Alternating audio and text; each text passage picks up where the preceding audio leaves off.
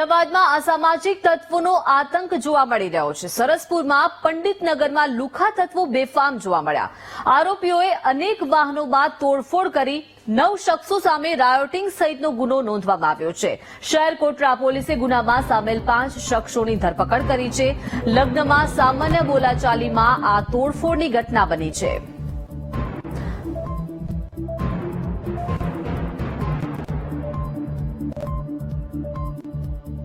વધુ માહિતી સાથે સંવાદદાતા અનિતા જોડાઈ ગયા છે। અનિતા, અમદાવાદમાં હવે દિવસે ને દિવસે અસામાજિક તત્વોનો આતંક વધી રહ્યો છે। સરસપુરથી વધુ એક ઘટના સામે આવી, શું વિગત?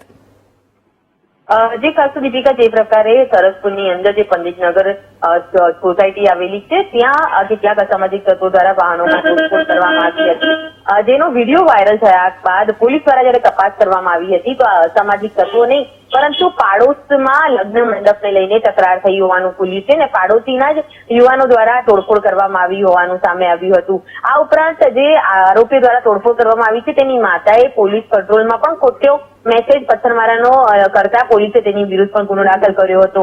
આ કેસની અંદર 9 વ્યક્તિઓ વિરુદ્ધ રાયોટિંગ સહિતનો ગુનો દાખલ કરવામાં આવ્યો હતો, જે પૈકી 5 આરોપીની પોલીસે ધરપકડ કરી છે। અને ખાસ લગ્નની સામાન્ય બાબતે જે મંડપને લઈને જે બોલાચાલી બાદ આરોપીઓ દ્વારા આ પ્રકારે જે હુમલો કરીને તોડફોડને અંજામ આપવામાં આવ્યો હતો।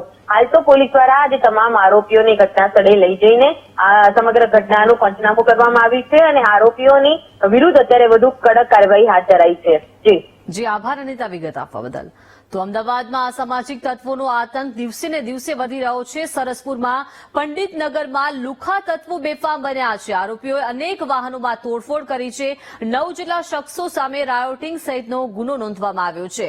શહેર કોટડા પોલીસે ગુનામાં સામેલ 5 શખ્સોની આખરે ધરપકડ કરી લીધી છે। લગ્નમાં સામાન્ય બોલાચાલીમાં આ તોડફોડ કરી છે। આ શખ્સો કોઈ નહીં, પાડોશી જ હોવાનું ખુલ્યું છે।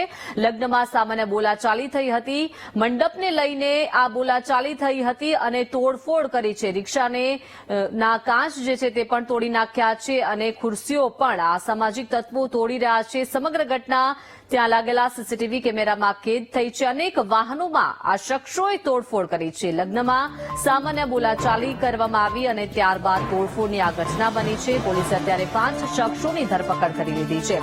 અસામાજિક તત્વોનો ત્રાસ અમદાવાદમાં હવે દિવસે ને દિવસે વધી રહ્યો છે।